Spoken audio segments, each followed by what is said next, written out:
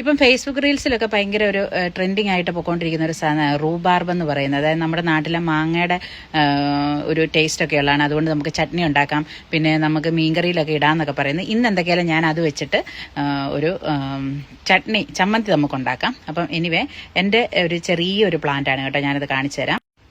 എൻ്റെ കയ്യിലുള്ള ഒരു ചെറിയൊരു പ്ലാന്റ് ആണ് കേട്ടോ. അപ്പം പക്ഷെ ഞാൻ അതിൽ നിന്ന് വേണ്ട ഈ ഒരു വലിയൊരു തണ്ട് മുറിച്ചെടുക്കുക. എന്നിട്ട് ഇത് വെച്ച് നമുക്കൊരു ചട്നി ഇന്ന് ഉണ്ടാക്കാം.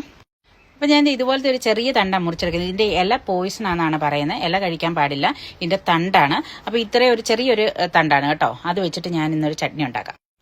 അപ്പം ഞാനത് ചെറിയ കഷ്ണങ്ങളാക്കിയിട്ട് മുറിച്ച് വെച്ചിട്ടുണ്ട്. അത് കഴിഞ്ഞിട്ട് അതിലേക്ക് ഒരു 3-4 പച്ചമുളക്, പിന്നെ കുറച്ച് കറിവേപ്പില, ഒരു ചെറിയ കഷ്ണം ഇഞ്ചി, 3-4 ചെറിയ ഉള്ളി, പിന്നെ ഈ ഒരു മുറി തേങ്ങയും പിന്നെ ഉപ്പും കൂടെ ഇട്ടിട്ട് നമുക്കൊന്ന് അരച്ചെടുക്കാം.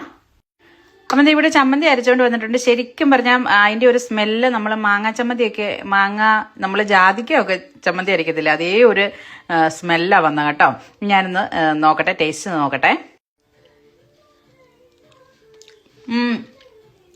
നല്ല പുളിയുണ്ട് കേട്ടോ, ശരിക്കും ഒരു മാങ്ങ ചമ്മന്തി അരിക്കുന്ന അതേ ഒരു ടേസ്റ്റ്. അപ്പോൾ ഇത് ടെസ്കോയിലൊക്കെ കിട്ടും, ഇത് കാണുവാണെങ്കിൽ റൂബാർബ് വാങ്ങാൻ മറക്കല്ല കേട്ടോ, ഒന്ന് ട്രൈ ചെയ്ത് നോക്കിക്കോളൂ, അടിപൊളി സാധനമാണ്.